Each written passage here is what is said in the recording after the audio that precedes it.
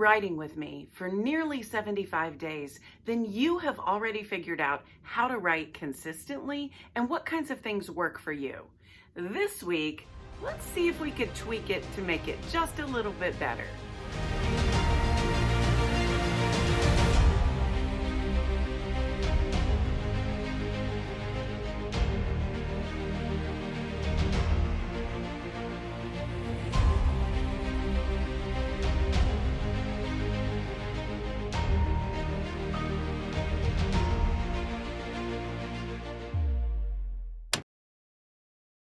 Hello and welcome back. This is video 72 on our 100-day journey, and that means we are starting week 11 of writing together. My name is Dr. Denis'Thomas. If we haven't met before, I'm so glad you found me, and thanks for joining me on this journey. Wherever you are on this journey, I think this video will be helpful for you.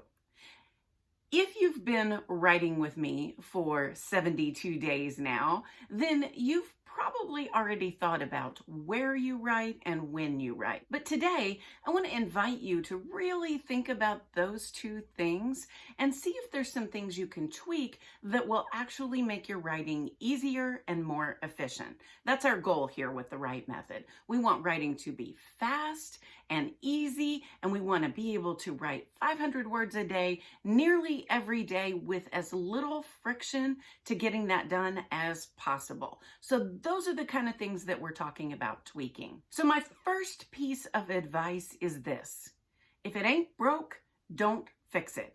If you already have things that are working, tweaking them to make them just a tiny bit better is actually less efficient than working on the things that aren't working for you or that seem to be obstacles to getting you started or for you to keep writing. So whatever things you have in place that are already working for you, you just keep those and don't worry about tweaking them. And that goes for where you write and when you write. You know, there is no rule book around how you do your writing, so you get to make the rules for you.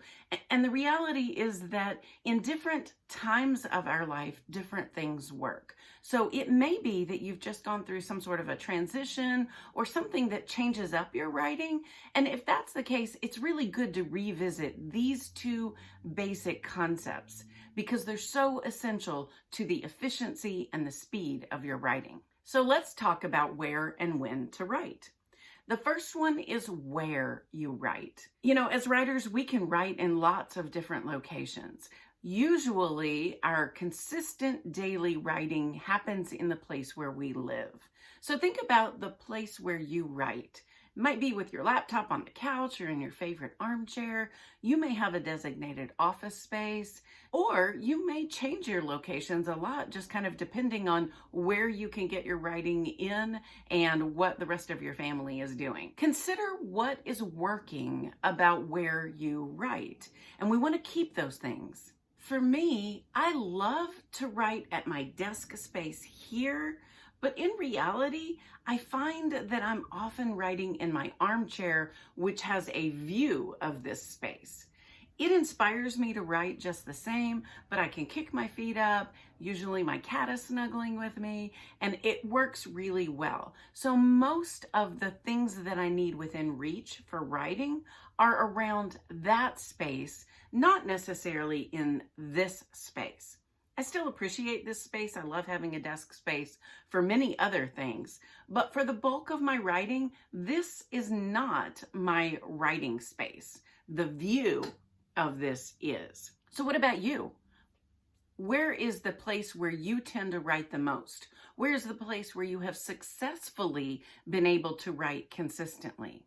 Think about that space. And if you're still struggling with that space, today may be the day that you need to consider where you could write most consistently. Where is a place that you could write and not be interrupted? A place where you can carve out about 30 minutes a day maybe a little longer if you're on a roll, and not be disturbed by other people, and also not disturb them with your need to focus. Now, I am not opposed to changing it up. On a beautiful day, sometimes it's great to go outside, get some vitamin D while you're writing, be inspired by the views. That is a great way to write and to add some novelty to your writing to keep it interesting and engaging. However, there is still a space where you tend to write the most.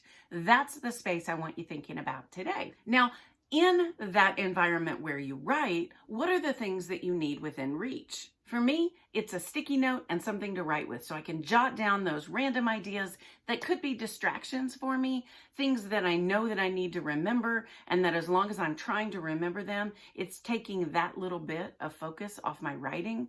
I love to have that around. I also tend to have my glasses nearby because, being able to see helps. If you watch my channel at all, you know that a cup of coffee is essential for my writing. And that means that I also need a coaster to put my coffee on. I actually have one of those mug warmers to keep it warm while I'm writing. And so I need space for those things. So those might be a few of the things that you consider just closely around you in your writing space. If you tend to write on the go, a lot of writers write on their commute, and that might work for you too if you have 30 minutes to type or dictate your book. If that's the case, then you may just have a little mobile bag or kit of some kind that contains the essentials that you need within reach for your writing. All right, so that is the where of your writing. Now let's talk about the when of your writing. For me, this is the really essential part. I can do a lot of change and transitions in where I write, but when I write, when that is not consistent, my writing is not consistent. And so I'd really encourage you to think about the time of day that works best for you to write almost every day. You can, of course, change up when you write, and there are certainly times when I do, but we're talking about when you mostly write and creating as much consistency around that as we can. That's how we develop the habit of writing, the discipline of writing, those tortoise strategies that keep us writing consistently over time so we can write prolifically. I am a big fan of writing in the morning. I find that in the morning, even though my physical energy is very low, my mental energy tends to be higher. So it's a really good writing time for me. It is also the time of day that I can get writing completed before the day gets derailed. The truth is we all have those interruptions in our schedule. We may have a plan for our day, but as you know, our days don't always go according to plan. But when I write first, the first thing I do almost always gets done. If there's a disruption in my early morning schedule, I usually can plan for that because I tend to know it's coming. For those reasons, I'm a big fan of morning writing. I like to do my writing about the third thing that I do each morning in my morning routine. I usually make coffee first, have my Bible study, and then I sit down to write. And that works for me. It has allowed me to be really consistent in my writing.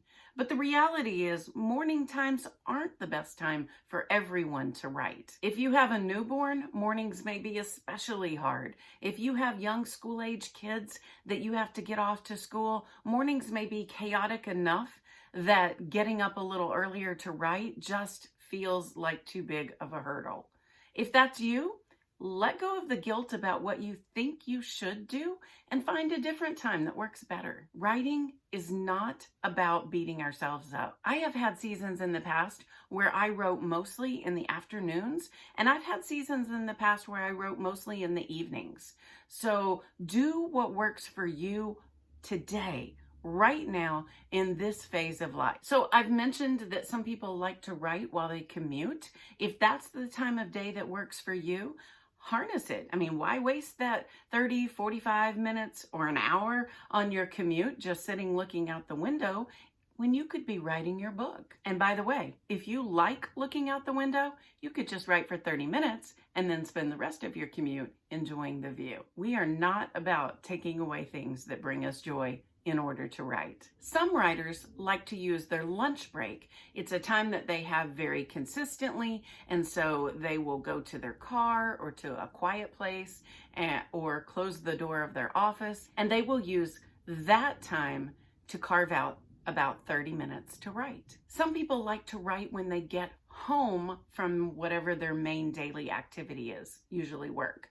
If that works for you, that's great. I find for me, that's usually a really hard time to write because I come into the house with a lot of immediate needs. I need to go to the bathroom. I need a drink. I need food. I need time with my family. And so I tend to like to do those things when I first come home, but you may not have those particular commitments, and you may do a better job of coming home less depleted than I do. So if that time works for you, great. Come home, maybe take care of those short, immediate needs, sit down and get your writing done. There is certainly a contingent of writers that enjoy writing in the evening, and there is something really nice about the quiet stillness that comes when darkness descends. If you're like me, I tend to be more creative in the evenings, and so I have always really enjoyed that time. The challenge of that time for me in this current season is that I'm tired by evenings. And honestly, if I have an excuse to not write, I tend to not write. Even though I enjoy it, and even though I've cultivated the discipline of writing, if there is enough friction there, and that friction being that I am really tired and I don't want to do it, then I tend to not do it. So pick a writing time that makes writing easy for you. Pick a time that seems to work with your natural rhythms and your natural responsibilities in this season of life. I would highly encourage you to experiment with your time of day if you haven't landed on one that's working for you right now, because sometimes what works for you is a bit of a surprise. I really resisted morning writing for a long time because I am so low energy in the morning. And I thought that that would really affect my writing. And I was working on a project that I had to finish, but I had to work on it before going to my job. So I had a season where I got up at 5 o'clock in the morning, which I almost think should be illegal. But I would get up at 5 o'clock in the morning and I would write. And I tell you, my writing, I felt like I was in a fog, and I really struggled with feeling good about my writing. But when I went back to edit it and I was reading it, I couldn't tell a difference between that writing and the writing that I did in the evening, which was my preferred time at that time. So that convinced me that morning writing really could be an option. So this week, I'm encouraging you to experiment with what works. Experiment with where you write and when you write, and see if you can find some things that make your writing easier and faster and more enjoyable.